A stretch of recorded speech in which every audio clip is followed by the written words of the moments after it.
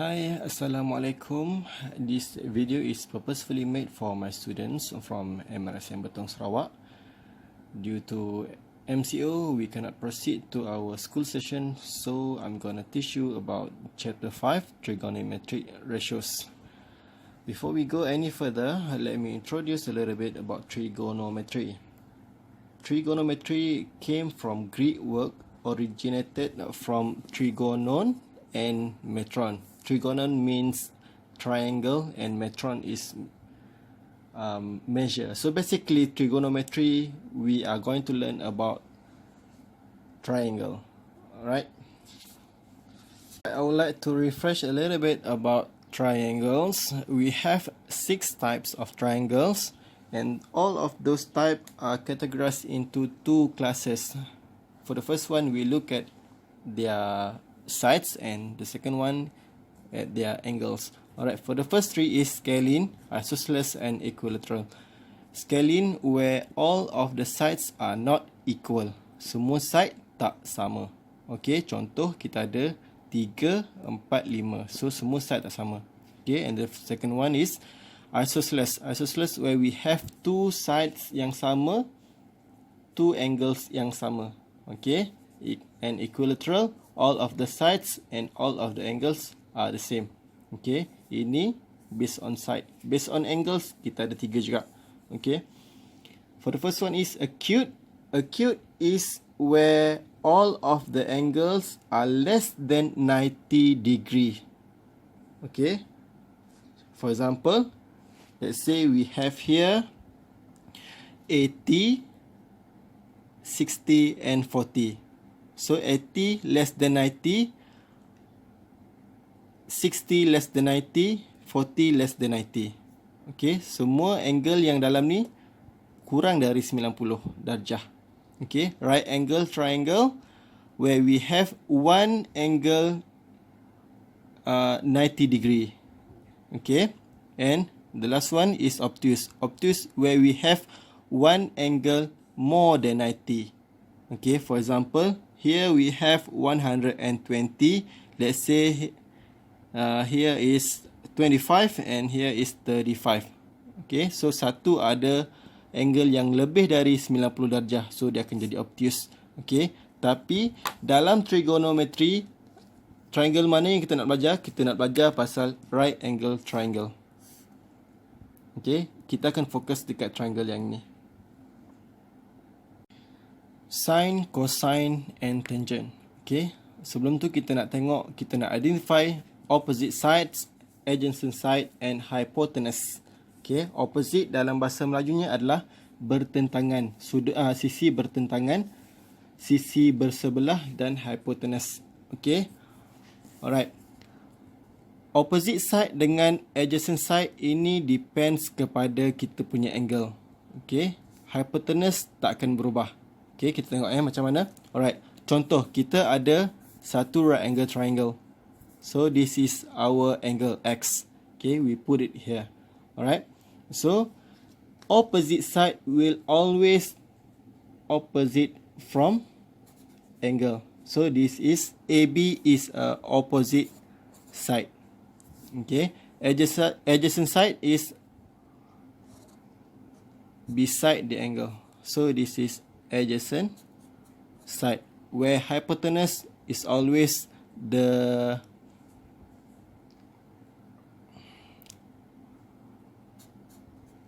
this is hypotenuse, the longest one. The longest side will be always as hypotenuse. Okay, alright. Hypotenuse adalah sisi yang paling panjang. Opposite side adalah sisi yang bertentangan dengan angle.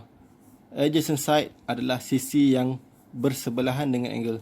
Nak ingat senang, hypotenuse sisi dia tak akan bersentuhan dengan sudut 90 darjah. Okay, 90 darjah kita ada kat sini. So hypotenuse tak akan bersentuhan dan dia adalah sisi yang paling panjang. So hypotenuse selalunya tak ada masalah. Okay, kita boleh tengok ke situ. Opposite side kita nak tengok kalau nak betul dia kita nak tengok dia betul ke tak, kita kena tengok sisi ni dia tak akan bersentuhan dengan angle kita. Okay, so angle kita ada kat sini, sisi dia ada yang dekat jauh. So ini adalah opposite. Okay. Adjacent side, dia akan bersentuhan dengan kita punya angle.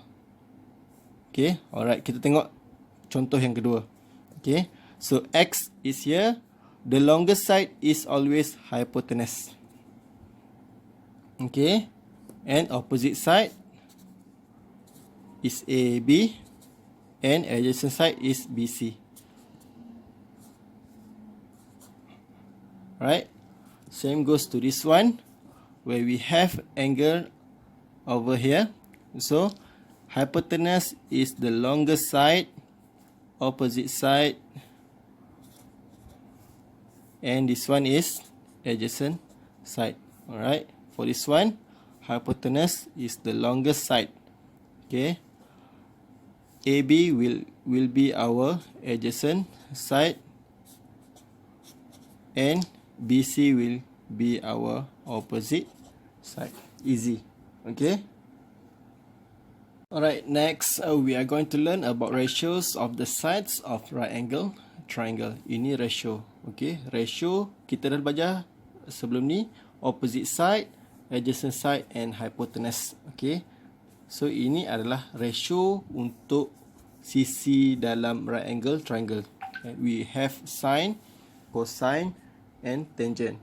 So basically this one we write as sin, this one cos, and this one tan. Alright, so sine is opposite side over hypotenuse, where cos is adjacent side over hypotenuse and tangent is opposite side over adjacent side. Okay, untuk ingat senang, okay, untuk ingat senang, kita buat akronim. Okay, selalunya kita boleh guna dengan banyak cara. Alright, tapi cara yang paling senang saya tahu, kita boleh buat dengan soh, cah, toa. Soh, cah, toa. Okay, soh, cah, toa, where this one is sin, opposite side over hypotenuse. Cos is equal to adjacent side over hypotenuse, and tangent is equal to opposite side over adjacent side. Okay, so cah, toa. Okay, ini adalah salah satu cara untuk ingat. Okay, ini memang kena ingat. Kalau ada cara lain pun boleh pakai. Okay, terpulang. We look at one example here where we have a right angle triangle PQR and two angles where we have angle X and angle Y. Alright, kita dah tahu sebelum ni. Okay, cara hafalnya adalah soh,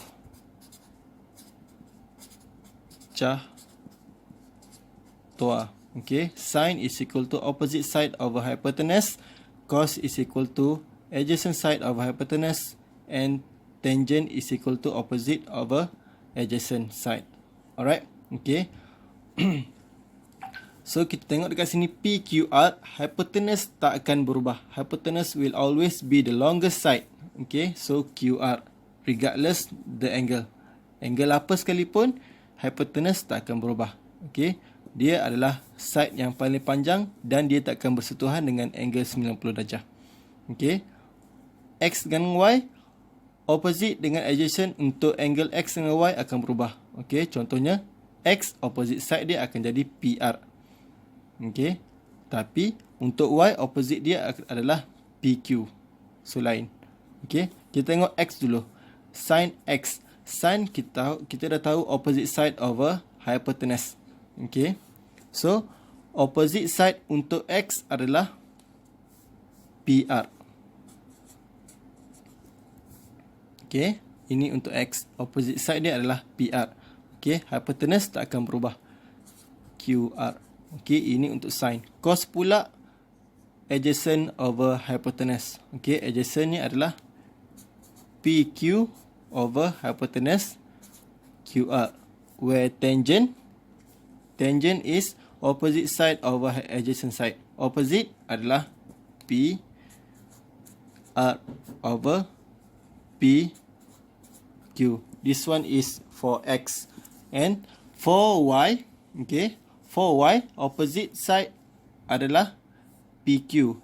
Adjacent side for Y adalah PR. Okay. So sine is opposite over hypotenuse. Opposite for angle Y is PQ. Okay, hypotenuse will always be the same, which is QR. Alright. Cos adjacent over hypotenuse. Adjacent for Y is PR. And hypotenuse is QR. Tangent is opposite side over adjacent side. Okay, opposite is PQ and adjacent is PR. That's it. Right, I forgot to mention, you may pause to whenever you want to jot down your note, and I would like to see your notes when the school resume. Alright. Okay, next we are going to investigate the impact of changing the size of the angles on the values of sine, cosine and tangent. Okay. Kita nak tahu kesan apa akan jadi dekat sine, cosine dengan tangent apabila angles tu dari kecil ke besar. Okey. Kita nak tahu sine ni, cosine, tangent, apa akan jadi dekat value untuk tiga-tiga ni kalau angles kita berubah. Okey, contohnya satu kita ada angle 10 kecil. Yang kedua kita ada angle 40, yang ketiga kita ada angle 80. Okey, makin kecil sederhana, makin besar. Alright, kita nak tahu apa kesan dekat sine, cosine dengan tangent. Alright. Okay, for the first one, for this triangle, right angle triangle, we have an acute angle 10 degrees. Okay, so sine is opposite side over hypotenuse. Okay, so our opposite side is 1.8 over hypotenuse is 10.2. So this one we will have 0.1765.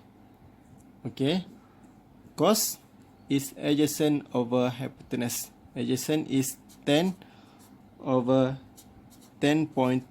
So we have our value here 0.6804. And for tangent is opposite side over adjacent side, 1.8 over 10. So the value is 0.18. So this is for acute angle of 10 degrees. Right.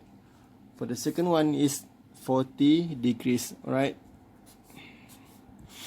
So sine is opposite over hypotenuse, where we have 8.4 over 13.1. So the value will be 0.6412. Cos is adjacent side 10 over hypotenuse. The value is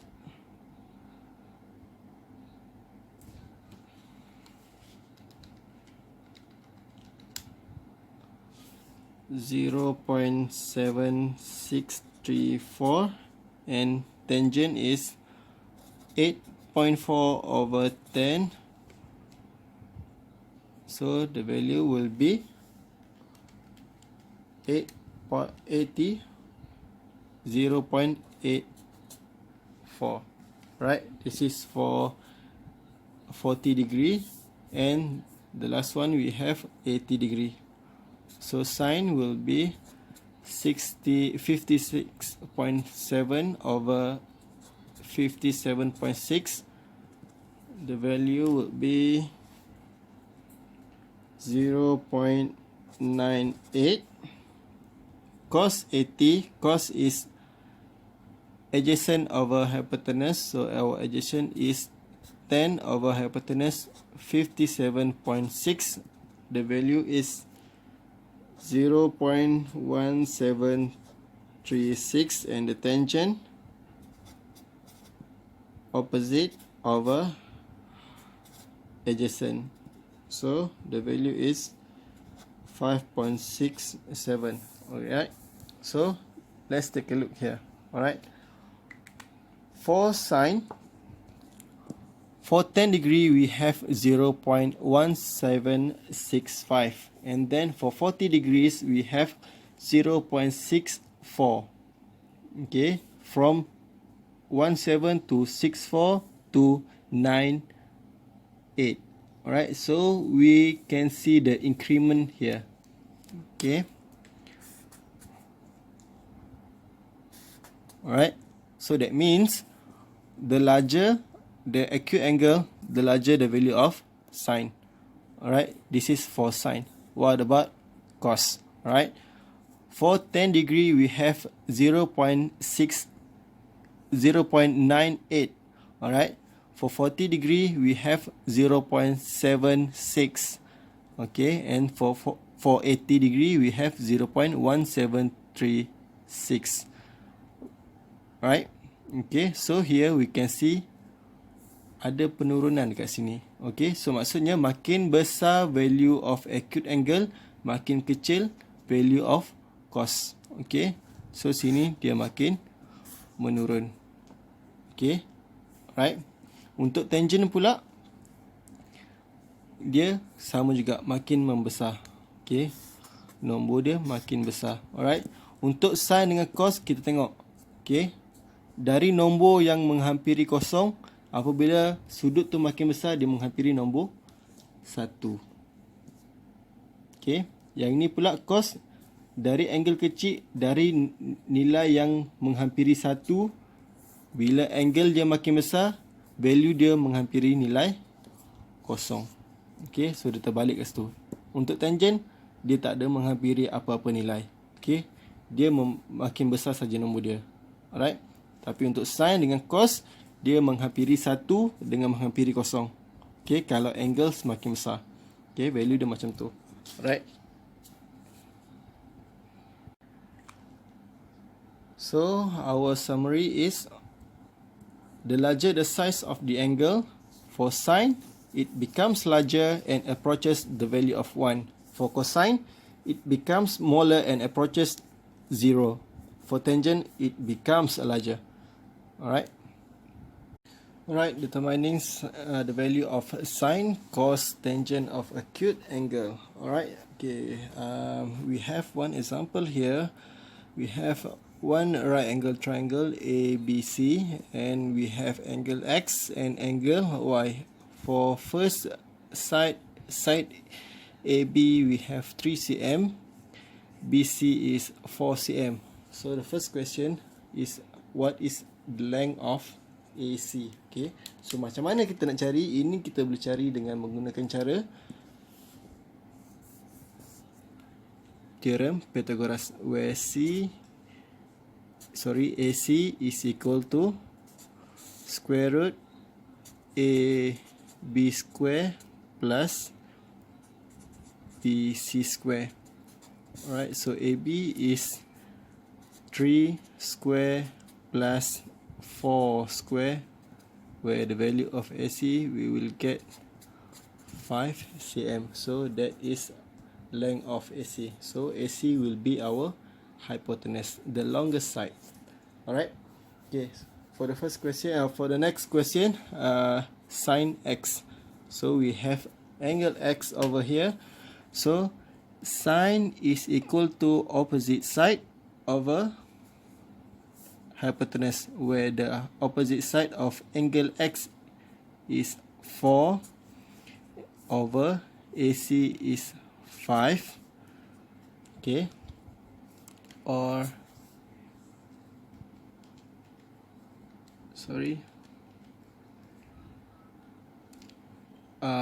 you can write it as a fraction 4 over 5 or 0.8.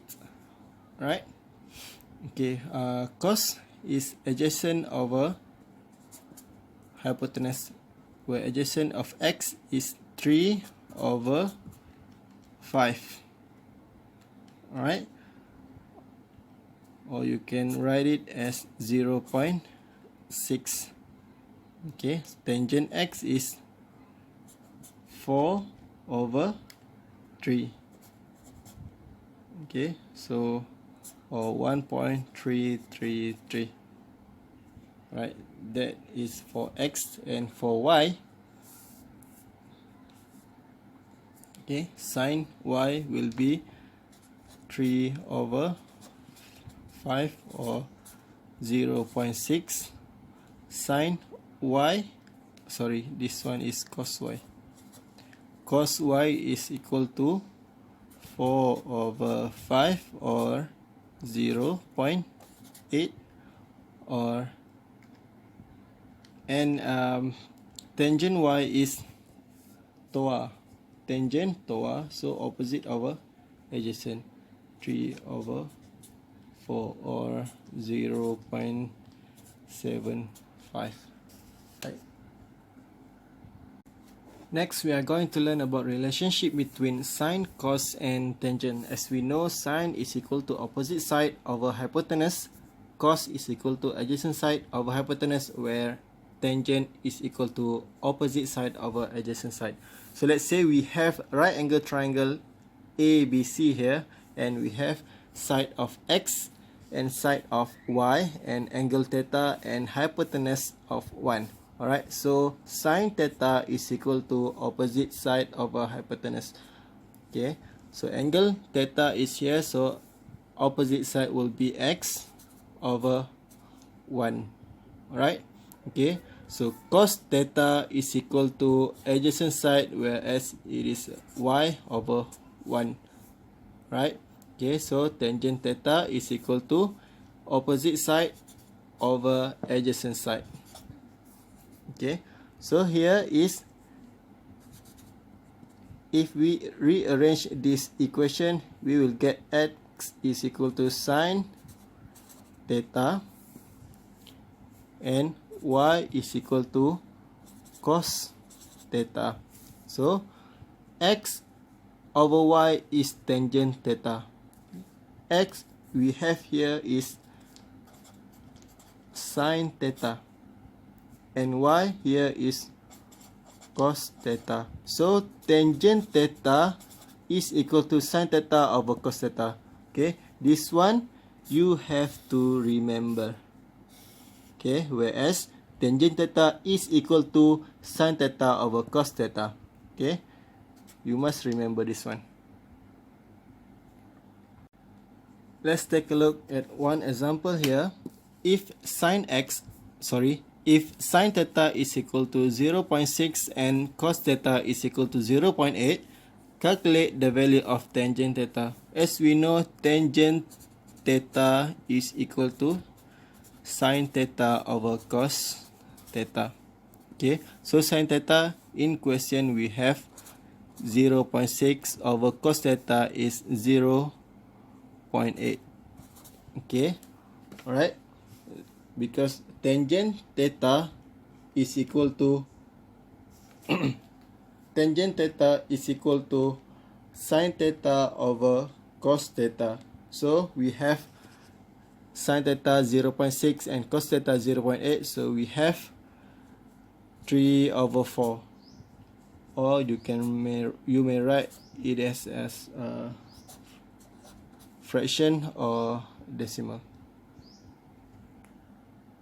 That is the end for chapter 5 part 1. I will upload part 2 real soon. I hope you guys can write down all of the notes given, and for your homework you can do your Mastery Plus book from page 66 until page 76. For those who only bring yellow book, you can do until subtopic that have been covered. And for those who didn't bring any mathematic books at all, I wish you guys very good luck. Right? Stay at home, stay safe, and see you soon.